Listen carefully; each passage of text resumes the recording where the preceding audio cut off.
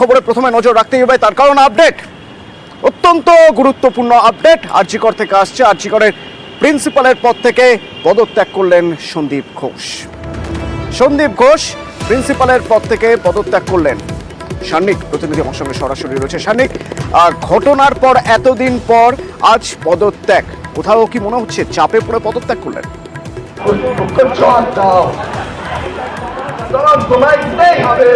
একেবারেই অতনু, সেই বিষয়টাই কিন্তু কোনো একদিক থেকে সামনে মনে হচ্ছে। তার কারণ গতকাল স্বাস্থ্য ভবন সূত্রে যে তথ্য উঠে আসছিল যে আজকের মধ্যেই হয়তো বদলি করা হতো এই অধ্যক্ষকে। ছাত্রছাত্রীদের একাংশের দাবি, তাছাড়াও সামাজিক মাধ্যমে আমরা কদিন ধরে দেখছি বারংবার অধ্যক্ষের বদলি বা অধ্যক্ষকে এখান থেকে সরানোর একটা দাবি কিন্তু উঠছিল। এই প্রসঙ্গে অবশ্যই অত্যন্ত গুরুত্বপূর্ণ ছিল অধ্যক্ষের ভূমিকা। সেই ভূমিকায় অধ্যক্ষের ভূমিকা কোনোভাবেই যেরকম ভূমিকা তিনি নিয়েছেন সেটা কাম্য নয়, ছাত্রছাত্রীদের একাংশ তা বারংবার দাবি করেছেন। তারপরেই কিন্তু আজকে যেটা দেখা গেল, আজকে দুপুরের মধ্যেই যেখানে শোনা যাচ্ছিল তার বদলির নোটিশ আসতে পারে তার কাছে, তার আগেই কিন্তু তিনি তার চাকরি থেকে পদত্যাগ করলেন, তেমনটাই তিনি জানিয়েছেন। এবং গোটা বিষয়টাকে তিনি বললেন যে ছাত্রছাত্রীদের একাংশ তাদের বক্তব্যে তার মনে হয়েছে তার মানে তিনি ইস্তফা দেন সেটাই তাদের কাছে কাম্য ছিল এবং রাজ্যের অনেক মানুষ সেটা চাইছিলেন।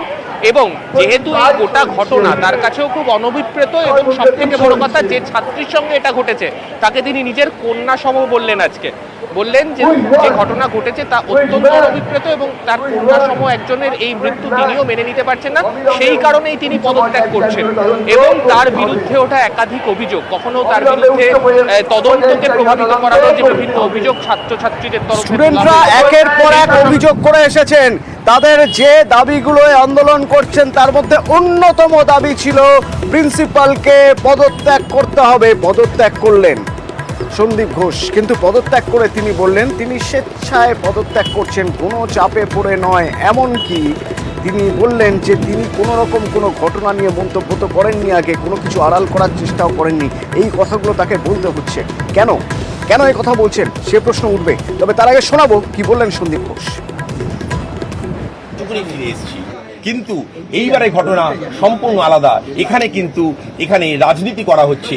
একটা মেয়েকে, একটা তরুণ ডাক্তারকে ধর্ষণ করা হয়েছে, কি খুন করা হয়েছে সেটা পুলিশ বলবে, সেটা আমি বলতে পারবো না। শুধু এইটুকু বলছি তার মৃত্যুটা স্বাভাবিক নয়, সেটা আমার মনে হয়েছে একজন ডাক্তার হিসাবে। আর তার দোষ হিসাবে আমাকে দোষী প্রতিপন্ন করা হচ্ছে সোশ্যাল মিডিয়াতে, ফেসবুকে, আপনাদের প্রিন্ট মিডিয়াতে, সব জায়গাতেই আজকের একটাই খবর, সন্দীপ ঘোষ কেন অধ্যক্ষ আরজিকরে এখনো আছে।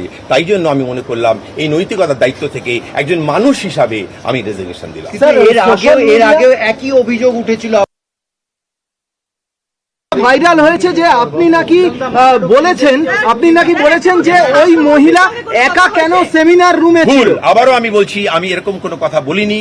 আমার মুখে কথা বসিয়ে আপনারা দেখেছেন বিগত আন্দোলন, যেটা ঝিলম সাহেব বললেন, আর বিগত দিনেও আন্দোলন হয়েছে। আবারও আমার মুখে কথা বসিয়ে আমার ঘাড়ে কাঁঠাল ভাঙা হয়েছে। সন্দীপ ঘোষ পদত্যাগ করলেন, তাহলে এবার আরজিকরের প্রিন্সিপাল কে? নতুন অধ্যক্ষ হতে পারেন সুহৃতা পাল। কে এই সুহৃতা পাল? আমার সঙ্গে রয়েছেন অভিজিৎ, বলতে পারবেন অভিজিৎ? অতনু, আরজিকর মেডিকেল কলেজের প্রিন্সিপাল অধ্যক্ষ ডক্টর সন্দীপ ঘোষ তিনি স্বেচ্ছায় পদত্যাগ দাবি করছেন, তবে এখনো পর্যন্ত স্বাস্থ্য দপ্তরের কাছে পদত্যাগপত্র পৌঁছায়নি।